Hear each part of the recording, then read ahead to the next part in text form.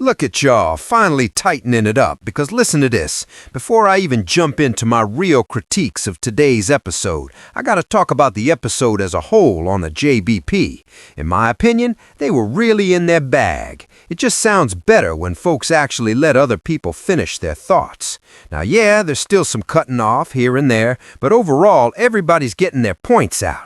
I don't know what's going on with Flip. I don't know what's going on with Drew. I don't know if there have been multiple behind-the-scenes conversations, but Flip has been noticeably more reserved lately.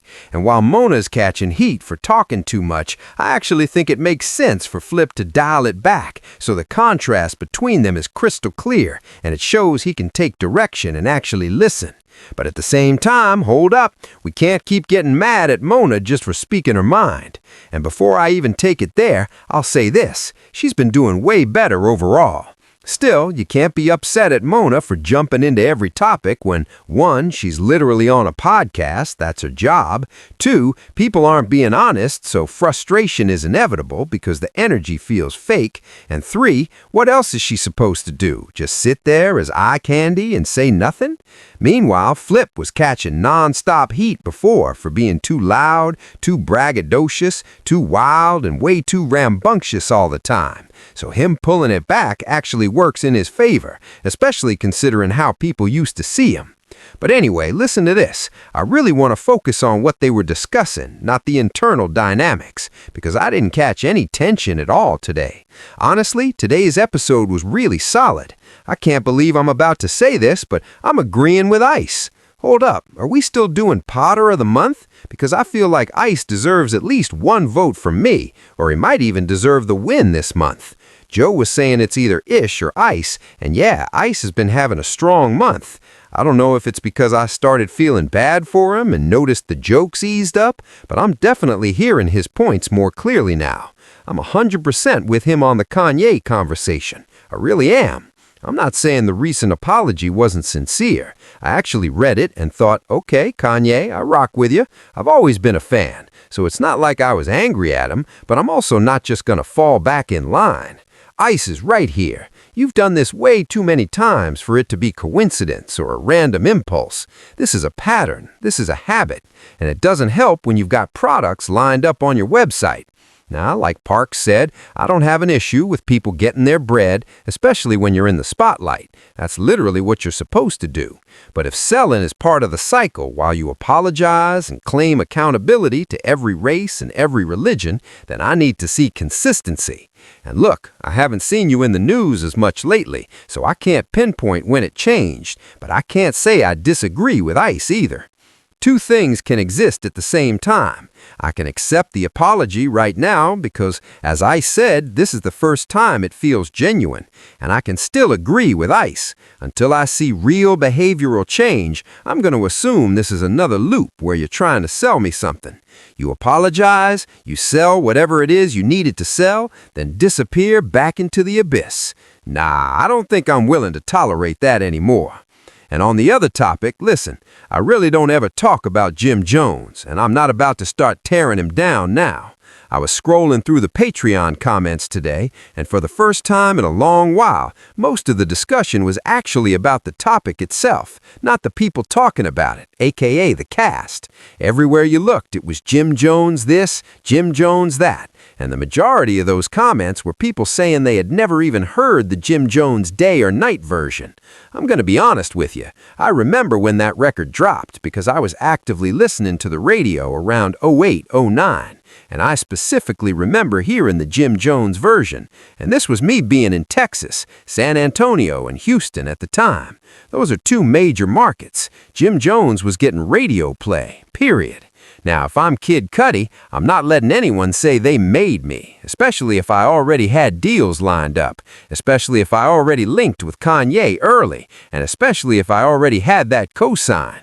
Let's not rewrite history here. We Fly High, no lie, you notice. That came out in 06. So yes, Jim Jones had some motion. But what I don't like is Joe and the crew flirting with revisionist history, acting like Jim Jones always had massive pull and constant play. Jim Jones's name didn't really start getting the level of recognition it has now until much later. Let's be clear about that. He was often viewed as the sidekick. That said, I'm not going to sit here and pretend he wasn't hot during that era. He did joints with 6ix9ine. Nah, he did Ballin'. He had all the remixes. I vividly remember having a whole stash of Jim Jones instrumentals back then, because I graduated in '06, so '06, '07, '08, '09 is crystal clear in my memory in terms of what I was listening to. He was definitely outside. But I'm with Ice on this. It wasn't getting played to the level where y'all can give him that type of credit. And that's coming from someone who agrees it was getting spins down here in the South. You can't ignore the fact that most people remember the Kid Cudi version. A lot of folks pointed out it was on NBA Live, which was a massive game, and that version didn't have the Jim Jones freestyle. And calling it a freestyle is wild, because hearing it on the radio, I would have never connected the dots. You could have just said you were a featured verse there to help push and amplify it, because we've seen that before. Same thing happened with Akon and Styles P. Styles P never ran around saying he made Akon, even though that locked up verse was a huge boost.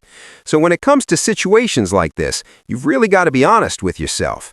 And like they always say, I was outside at that time. I remember that moment clearly. Now the main thing I really wanted to get into, Joe, you're wild for this one, but listen, I see the move. Joe was questioning why hip-hop hasn't spoken up about the ICE situation, referencing the recent case. I won't call it an assassination, but depending on how this gets politicized, it could head there. And forgive me if I'm mispronouncing the name, but Alex Pray Pretty was killed by ICE agents or officers, and Joe brought this up, asking why hip-hop is silent on it. The play I see Joe making is this. A, if hip-hop does start speaking on it, he becomes the catalyst. Or B, he's baiting one of these hip-hop voices into beefing with him just to prove he's still a heavyweight in the media space. This is Joe setting up a premeditated viral moment. I'm building this out. If you take the bait, I win. If you acknowledge it, I win. If you follow the advice embedded in it, I win. All while quietly shifting the microscope off himself. Because according to him, and honestly a lot of people in the urban media space, when it comes to voices, he's number one. And they do talk about this topic often. Shout out to Marc for always trying to pivot into conversations like this, but they usually stop at the safest answer. Of course you show empathy when something like this happens on American soil, but notice they never really addressed ICE directly. They didn't touch that part at all. And every time Marc brings up Obama and how similar things were happening during his administration, there's suddenly nothing to say. Then Ish brings it up and everybody magically agrees. So I get the point you're trying to make, at least from my perspective. I just can't fully agree with the idea that nobody speaking on it automatically means something is wrong. And when they asked Anthony Edwards, since he plays for the Minnesota Timberwolves, what do you think about what's happening here in your city? He said he didn't know. He said he didn't have enough information. And yeah, that response does sound a little shaky. So it's a really tricky space to be in when you've got a voice this big, because people expect you to speak on things you genuinely don't have enough information about. Because let's not forget, I vividly remember what happened when LeBron spoke on what was going on in China. They told him to shut up. They said, this doesn't concern you. Don't speak on what's happening over here. It got so crazy that the NBA had to step in, like, hey, he didn't mean that, and LeBron ended up apologizing, saying he misspoke. That situation almost got Daryl Morey fired.